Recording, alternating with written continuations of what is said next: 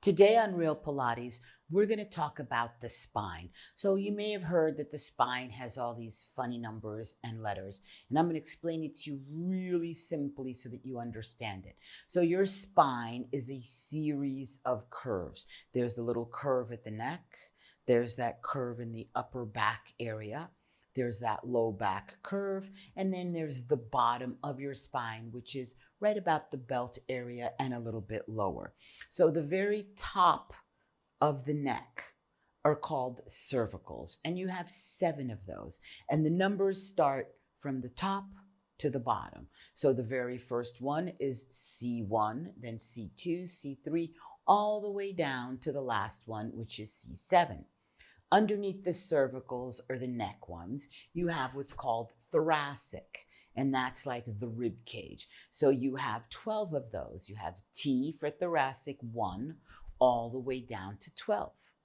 Underneath cervical thoracic, the next layer are lumbar, and that's, you may hear your lumbar arch and all of that. That's that lower back area. And you have 5 lumbars that are numbered L1, L2, L3, L4, and L5.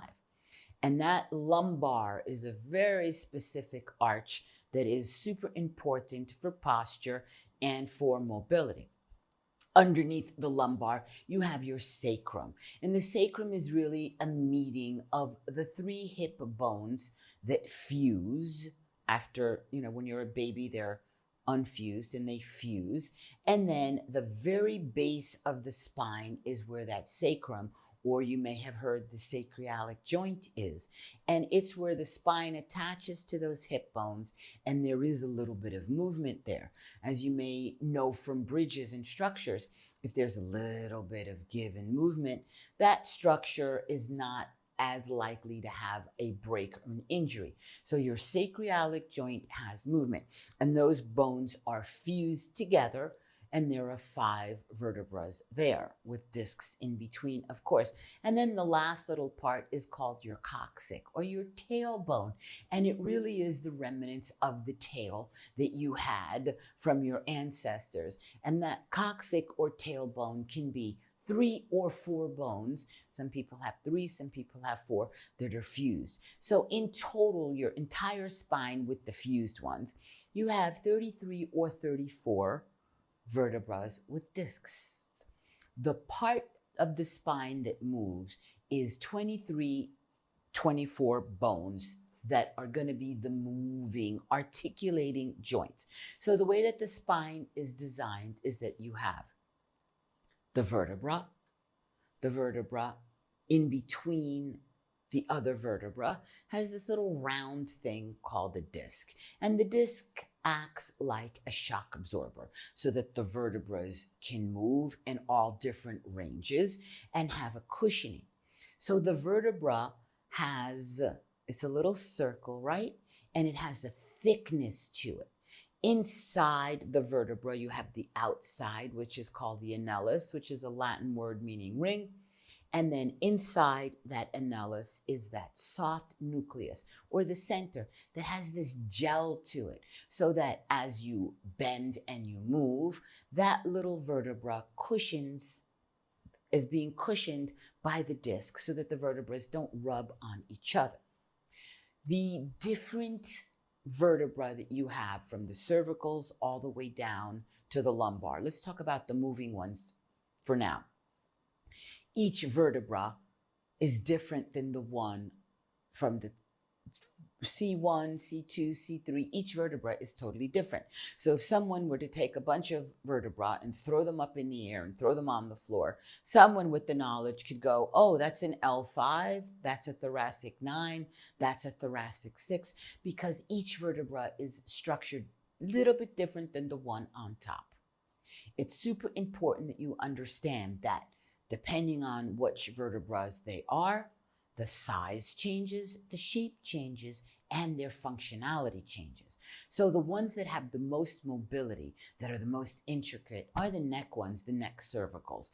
They have the biggest ranges of motion with what's called bending forward, or when the muscle goes toward each other. That's a little bit more complicated. Let's just call that forward bending is flexion, back bending is extension, turning the head is rotation, but then side bending is a different range of motion. And I'm explaining it to you very basic because the way that the muscle lays is going to dictate whether a range of motion is flexion or extension. But let's not get crazy with anatomy. What you need to understand is the neck are the most delicate, and of course, the neck you have to be the most careful with.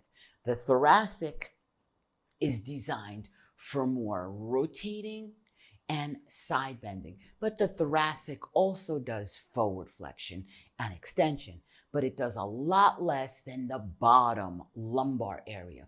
Those lumbar discs are thicker and they're more broad, and they're made and designed to have more weight on them. So those lumbar discs are designed for better ranges of forward flexion and backward extension. They also do rotation and they also do side bending, but not as much as the thoracic. The cervicals do very, very much side bending, rotation, extension, and flexion, but those cervicals are not designed for holding heavy weight. So if you think about the bottom lumbar area of your spine, it gets weight from above, the weight of your head, which is almost a third of your body weight, right? And if you're carrying something, you're loading your spine with weight from the top. Then from the bottom, you have the rest of the weight of the bottom legs and everything that is putting weight also from the bottom. And then every time you step, whether you walk or you run, if you run, you're putting more load on that lumbar. So although the neck is more delicate and intricate, the most injured part of the spine percentage-wise is that lumbar area because it gets the double load from the top and from the bottom.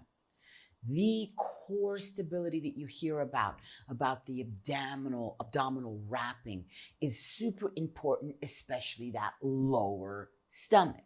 And if you look across at the population and ripped everyone's shirt off with a bra on, and you look at the top of their abs, most people's top of abs are not bad. It's the bottom that sticks out. It's the bottom that gets soft and squishy and comes around into that tire known as the muffin top.